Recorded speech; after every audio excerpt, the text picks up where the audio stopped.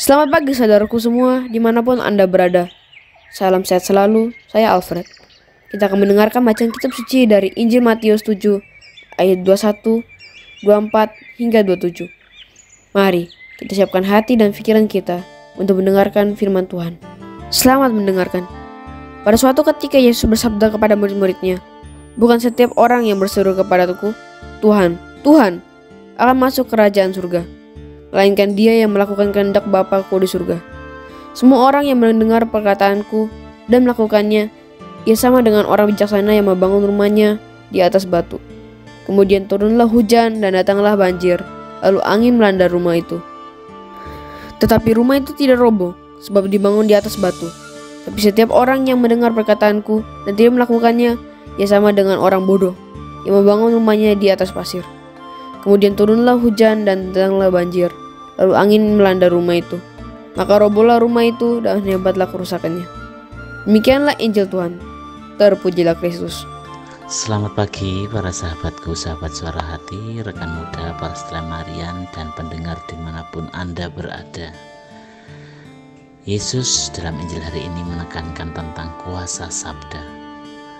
Pribadi-pribadi yang setia pada sang sabda akan melakukan kehendak Bapa di dalam surga. Jadi bukan orang-orang yang hanya tahu berteriak, minta tolong melalui doa-doanya kepada Tuhan, tetapi orang yang sungguh-sungguh melakukan kehendak Allah Bapa di dalam surga yang diharapkan. Kemampuan mendengar sabda dan melakukannya adalah suatu kebijaksanaan.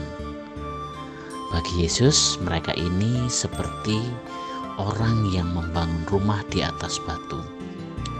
Meskipun banyak kesulitan, namun mereka tidak akan menyerah, karena dasar pijakan mereka adalah Tuhan sendiri.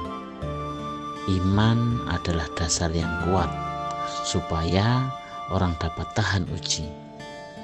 Tuhan adalah gunung batu dan benteng pertahanan yang kuat. Para sahabatku, sahabat suara hati, rekan muda, para pendengar dimanapun Anda berada, sekarang ini menjadi seorang guru, menjadi orang tua tidaklah mudah. Sebagai orang tua, terkadang aturan, nasihat, kebijakan yang kita berikan banyak sekali yang tidak didengar oleh anak-anak kita. Demikian juga menjadi seorang guru, terkadang juga tidak didengar oleh siswa didiknya. Padahal guru mengharapkan anak didiknya menjadi anak yang patuh, pintar, hebat mendengarkan ajaran yang sudah diberikannya. Hari ini juga dikatakan bahwa doa saja tidak cukup. Yang terpenting adalah melakukan yang dikehendaki oleh Bapa. Bagaimana kita mengetahui apa yang dikehendaki oleh Bapa? Memandang dan percaya memiliki suatu implikasi bahwa kita melakukan sesuatu di dalam kasih.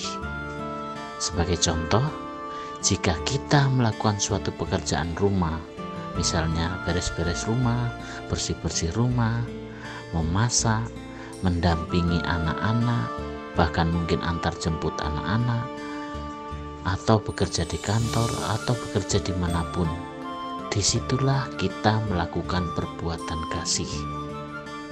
Jika kita melakukan itu semua dengan kasih, maka itu bernilai di mata Tuhan. Daripada kita melakukan sesuatu pekerjaan kita karena keinginan kita ingin dipuji, atau karena kita dibayar, atau ingin kenaikan jabatan, itu tidak memiliki nilai cinta kasih. Itu hanyalah keinginan manusiawi kita. Untuk itu, lakukanlah sekecil apapun pekerjaan kita dengan kasih, karena Tuhan akan melihatnya sesuatu yang bernilai di matanya. Para sahabatku, sahabat suara hati, rekan muda, dan para pendengar dimanapun Anda berada, marilah kita melihat segala sesuatu dengan penuh kasih, seperti Tuhan mengasihi kita lebih dari segala-galanya. Seperti kita membangun dasar iman yang kokoh, seperti membangun sebuah rumah di atas batu yang kokoh. Namun yang kita tahu sekarang ini, sayangnya sampai hari ini masih banyak orang yang membangun dasar iman berdasarkan keinginan hati, keinginan duniawi, dan semua akan berakhir dengan sia-sia. Para sahabatku, saudaraku seiman dalam Kristus, sabda Tuhan hari ini memberikan dorongan kepada kita untuk memiliki harapan dan pertolongan Tuhan. Kita tidak dapat berjalan sendiri. Kita butuh Tuhan sebagai benteng pertahanan kita. Ketika dosa menggoda, kita memiliki tempat perlindungan yang nyata, yaitu Allah sendiri. Semoga kita semakin sadar dan serius melakukan kehendak Bapa agar kelak kita layak masuk dalam kerajaan surga. Demikianlah permenungan kita hari ini. Salam hangat dari suara hati. Salam sehat selalu. Tuhan memberkati. Amin.